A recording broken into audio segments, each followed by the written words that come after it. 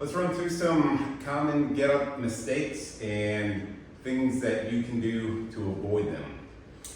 Right. So first mistake that we tend to see in the get-up is, for one, just being careless with how you get the load into the ready position. So a lot of times I'll hand a student a bell. Sometimes I'll just grab it and I'll do one of these numbers and just kind of pull it up into place here with this broken arm. With this little chicken wing and broken arm. This is one of the worst things you can do.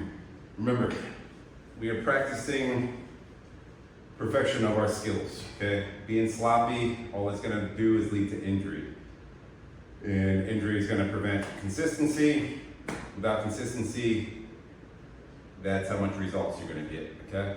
So staying safe is part of the performance. What you're gonna do is treat whatever load you're using as if it's a 48 kilo bell, okay? 106, as if it's the beast. All right, this is only a 10 kilo bell, but as we go through this, I'm gonna treat it as if it's a 48, okay? Good habit to ingrain.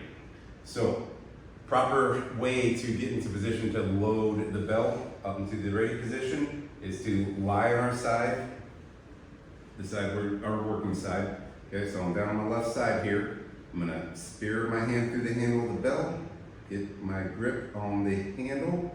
I'm gonna take my other free hand, goes over the top. You're gonna wanna have this elbow as close to the body as you can, so I kind of tuck it in towards my hip. From there, I breathe in, bracing my abs, and I roll to my elbow. Okay, from here, I've got a vertical form. Wrist is aligned directly over the elbow. Okay, I don't want my fist back here or that weight back here or down towards my thigh. I want vertical line from my elbow to my fist. Okay, from here, I'm ready to press it up with two hands. Okay, all right, so that's mistake number one. Don't yank that bell up into position. Don't use no chicken arm. Treat the bell like it's a 48. If this was a 48 and you try to do this, it's gonna rip your elbows clean off, okay? I don't think we want that. Right, so that's the first thing we're gonna avoid. Going into the next phase, common mistake number two. From the ready position. My free limbs now, what do I do? My arms and legs. So the one common error that we see is just having the wrong knee bent, okay? So left hand up, left knee up, okay? Just remember, left knee up, left hand up, right knee up. That's simple, okay? Common mistake number three. Look at that positioning of the free arm and leg of the unloaded side, okay? So something that we see here is, so free arm, free leg. Again, what we're looking for in terms of angles in this position is approximately 45 degrees on this leg from the hip and 45 degrees on this arm, okay?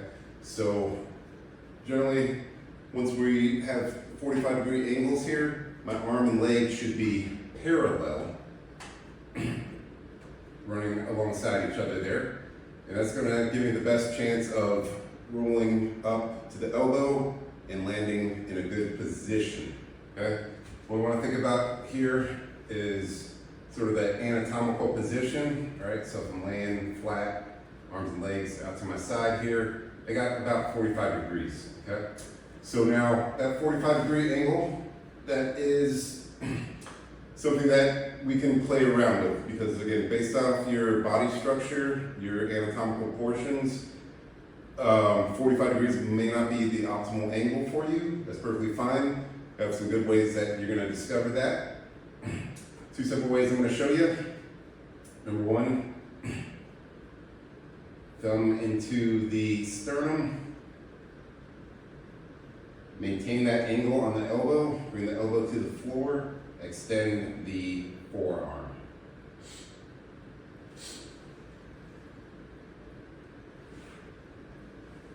Okay.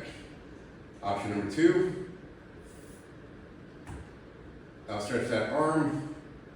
Touch your fingertips to your hip. Okay. Note that elbow's down. I extend the arm.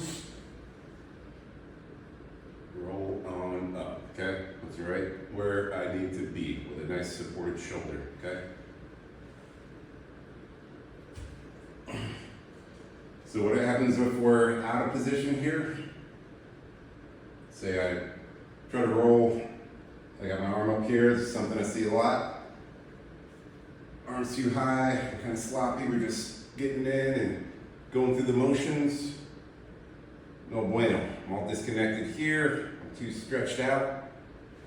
Long, poor position, okay? I'm too close, right? Doesn't take a rocket scientist to see that that's not gonna work, okay? The ideal spot is somewhere in the middle.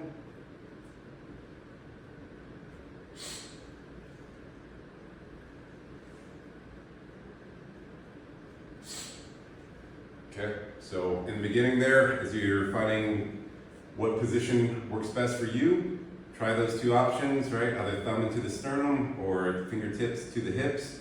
Extend the arm, roll up, should be solid. Right. Another big one we tend to see is here in that ready position, got my set up, I'm all posted, ready to roll to the elbow, and instead of rolling, I try to crunch up. Oh, I crunch it up. Again, if this is a 48, it's not happening, I assure you. So the get up and the roll to elbow is a roll to the elbow. So always remind yourself that I am rolling to my side here at 45 degrees and not crunching up, okay? You're gonna find yourself stuck really quick when you do that. So simple solution there. Again, try to lead with the eyes off the 45. I think about driving this hip out the 45 and this knee is going to be driving towards 45 as well here. So, got my shoulder position. I'm going to roll. Boom. Okay. And let's show you something that you can practice here. I'll have students do is just eliminate the legs for a bit. Pull the knees up towards the chest. Roll to your side. Up on that elbow. Okay. You always practice this for a bit. It'll get you used to rolling. Then I can bring those legs back down. And I've gotten in my brain now what that roll should feel like up to the elbow. Next common mistake we tend to see.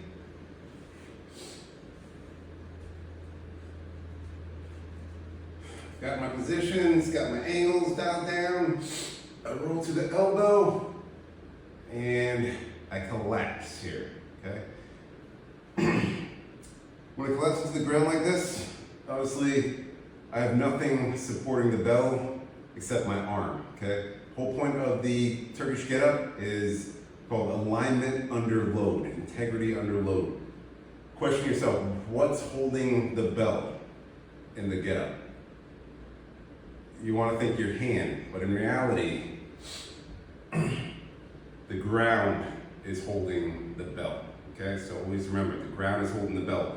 Your job is to align yourself appropriately under the load to keep that contact with the ground and keep a strong body and strong structure throughout the get-up, right? So when we roll up and we allow that shoulder to shrug and collapse, okay? We want to fix that immediately. So what I want to think about is pressing the ground away, okay? Punching the bell to the ceiling. But we want to be strong in every portion of the get-up, okay? We don't want to try to be cute and going, hey girl, right? They're going to get crushed under that beast. So I'm strong, I'm driving this forearm and elbow down through the floor, keeping my chest proud. Second I land, in that position, I'm thinking about driving that ground away through the elbow, through the forearm, making my chest proud, and come back down, right? One way we're gonna avoid, to help ourselves avoid that collapsed posture, right? Go back to the previous mistake. Make sure that our arm is in the appropriate position for that roll to elbow. I'm not too high, not too low here down by my side. We find our proper landmark.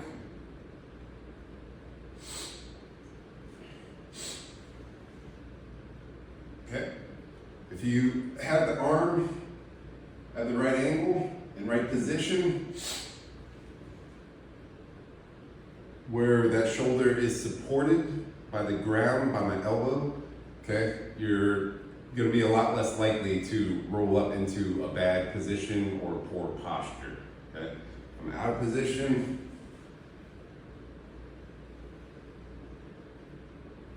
Sunken shoulder, poor posture, nothing supporting the belt.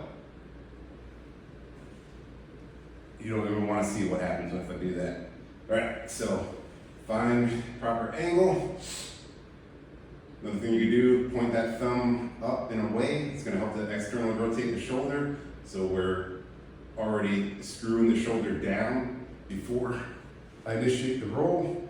And you'll just pop right up with a strong shoulder, ready to transition to the tall sit. Another thing we might see here in this position is just that arm beginning to go in different directions here. Okay, floating out this way, floating out that way, floating across. Always want to keep that elbow straight and locked out. You think about squeezing the tricep, but what you want to focus on most is the fist. Okay, so your knuckles are punched to the ceiling. Okay, so I'm driven up, making sure I'm punching to the ceiling and staying strong through that arm. Punching the knuckles up at all times. Next common mistake. I've made it to the elbow, I'm pressing that ground away, got my nice tall posture, big proud chest. I press to the palm. And again, posture collapse, pointy shoulder, bad news, okay?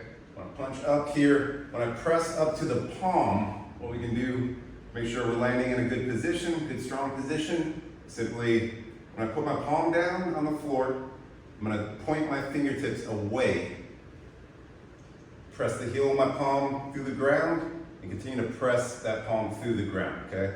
Now you see I got a nice connected shoulder, right? I'm screwed down into socket, and I'm ready for my next phase here, okay? Pressing the ground away.